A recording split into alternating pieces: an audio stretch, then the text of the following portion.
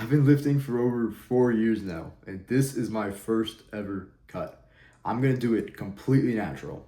No steroids, no shortcuts, and also no meat.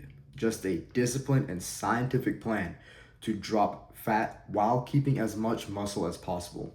Most people think just because you're a vegetarian, you can't effectively cut. But in this video, I'm going to show you exactly how to efficiently and effectively cut down body fat. This can all be boiled down to a simple 6-step process. The first reason, find your reason. Everyone has a different reason to cut. You need to find why you want to cut. I've been bulking ever since I started working out. It's been over 4 years and I've gained over 50 pounds. Most of it is muscle, some of it's fat gain, but most of it's muscle. My mind is now just telling me, my body is now just telling me, man, you should start cutting. I just don't feel the pull like I did before to keep bulking. I feel so much more pulled back in my bulk. Now I feel like, man, I should lose this weight. I think it's time to see what's underneath all this fat and time to see what progress I've made. For you, it could be similar. You might be bulking and then eventually you get to a point where you're like, man, I don't know if I should continue this bulk. In that moment, you really need to focus on that decision. You need to act fast. Don't let this be a chance for you to just be indecisive and waste time. Literally these past 30 days, I wasted time. I wasted 30 days of my time. I was at 175 pounds for over 30 days. I did not go up in weight. I did not go down in weight. I fluctuated a little bit, but that was just fluctuation, water weight probably. I just stayed there and I was just maintaining. But it was unintentional. I was maintaining because I didn't make a decision. I didn't make the conscious decision to, yes, continue the bulk. Or, yes, it's time, start cutting. You need to act fast. Make the decision as fast as possible. The second step in this process is to set goals for this cut. One thing I've learned is that if you do not have an end goal in mind, you will just be spinning your wheels. That was me just for those past 30 days. I did not have a goal in mind. I didn't know if I wanted to bulk. I did not know if I wanted to cut. I was just spinning my wheels. There are two types of goals. The first one is a short-term goal, a daily goal, a goal you want to hit every day. And the second one is a long-term goal, what you want at the end of the tunnel. The first goal, your daily goal, is basically how many calories you want to get in per day. I'll go over what that number needs to be for you in just a minute. But for me, it's 2,000 calories in per day for this cut. I need to get in at least, or at most, 2,000 calories in per day to be in a 500 calorie deficit. My end-term goal, the long-term goal, is where you want to be at the end of this process. Where you want to be at the end of the cut, where you want to be at the end of the bulk. It could be at a certain body fat percentage. For a cut, it would be a certain body fat percentage, or maybe you just want to look a certain way or you want to feel a certain way. The more specific you are, the better. For me, I want to get to around 10 to 12% body fat. Right now, I'm at around 22. So I got 10 to 12% to cut from where I am right now. And important tip, don't be changing your mind too often. This will effectively lead to no progress. You will be spinning your wheels if you change your mind constantly. Around in March of this year, that was me. I was changing my mind too often. I would bulk for a day, I would cut for the next day. Bulk for a day, cut for the next day. Bulk for a week, cut for the next week. I could not make up my mind. The third step is to set your diet plan. I'm going to make this simple. There are basically only two things you need to worry about. There are more, but these two things are the biggest things you need to worry about. First thing, your daily caloric intake. How many calories you need to get in per day to remain in a caloric deficit. You want to be at around 300 to 500 calories less compared to your maintenance level of calories. There are online calculators such as the TDEE calculator online. It's very simple to use. Use that, calculate what your maintenance level of calories is, and then subtract 300 to 500, and then eat that per day, and you will be in a caloric deficit. For example, in my case, my maintenance level of calories is 2,500. If I ate 2,500 calories in per day, I would not go up in weight and I would not go down in weight. So because I'm kind of cutting, subtract 300 to 500, so I need to get in 2,000 to 2,200 calories in per day to be in a good caloric deficit. The reason you want to stick to around a 300 to 500 caloric deficit is because you don't want to go too fast. The faster your caloric deficit is, the more muscle you're going to lose. The second thing you want to focus on is protein intake. We are on a cut. You need to keep your protein intake high. You really need to be serious about this.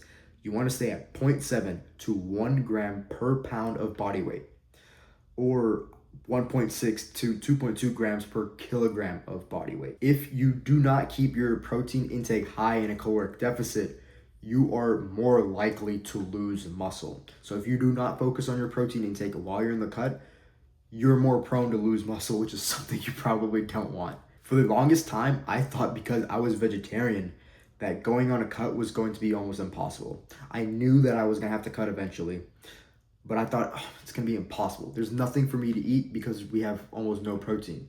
That's wrong. You could be eating eggs. You could be eating paneer, lentils, dairy, cheese, protein powder. You have what you need. You just need to make the most of it. The fourth step is training. You need to realize that because we are in a caloric deficit, making muscle is much harder. Getting bigger muscles and getting stronger is way harder when you're on a cut. It's almost impossible. Can it still happen? Yes, but it's much less likely. Even though it is still harder, still you need to focus on progressive overload. If you do not progressively overload, you're gonna go nowhere. Your muscles won't, you're not even giving your muscles the chance to get bigger. You can also integrate cardio. So you can do things like incline walking. Incline walking is basically as far as you should go. You can run if you really want to focus on heart health, but if you want to preserve as much muscle as possible, incline walking is your best bet. Don't focus on cardio to the point where you think it's your main source of cutting. That like, this is the reason I'm losing fat. It's only a supplement. Use it as a supplement, as an aid. Let's say you did incline walking, you lost 200 calories in that session. You burn 200 calories from incline walking, use that 200 calories and eat more 200 calories. Let's say your daily caloric intake is supposed to be 2,000. So you can eat 2,200 calories instead and get more fuel and more protein into your body so you can recover better. You have to incorporate cardio correctly into your training. Otherwise, it's going to harm your training. The fifth step is recovery. You need to realize that recovery is important, always, no matter what.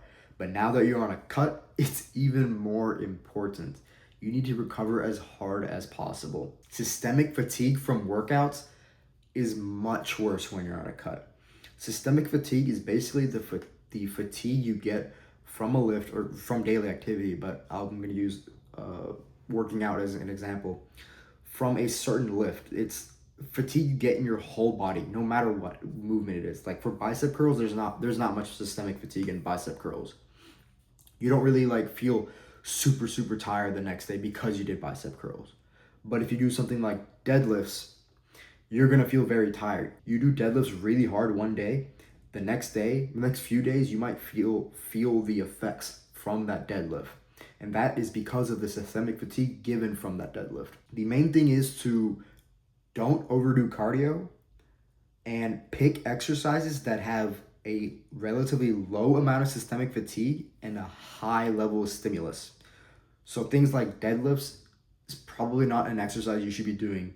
It is not an exercise you should be doing while you're in a cut, because you're giving your body a lot of systemic fatigue for little gain in stimulus. To begin with, deadlifts don't give you much like aesthetic bonus. They give you a lot of strength. So if you like strength, then you could probably keep deadlifts into your routine.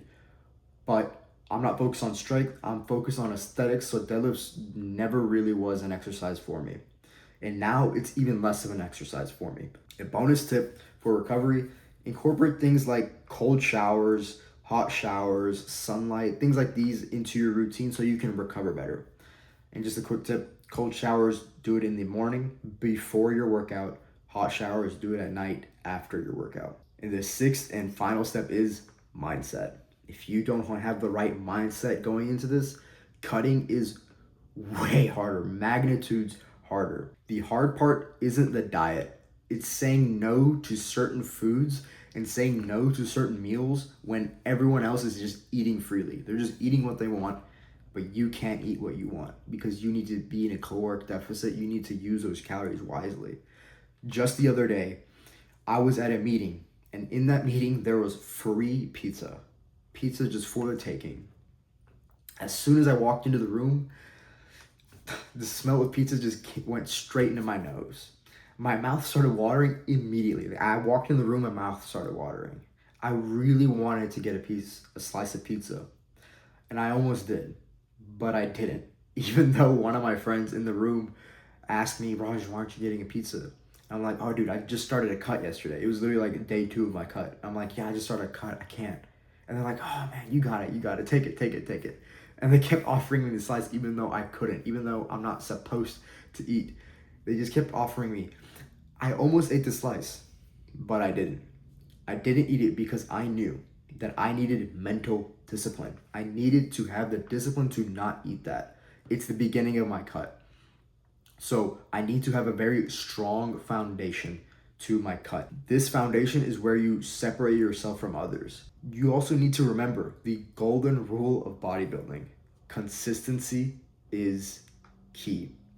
If you are not consistent in your diet, whether it's a bulk, whether it's a cut, whether it's maintaining, you will not make any progress. Going on a cut is not a punishment, it's a challenge. You're challenging yourself.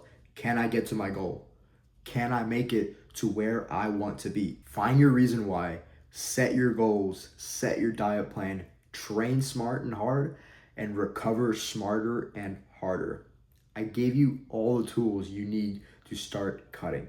It's up to you to implement all these things and start making the progress you wanted. Remember, don't give up. Consistency is key. You know what to do. Get up and get after it.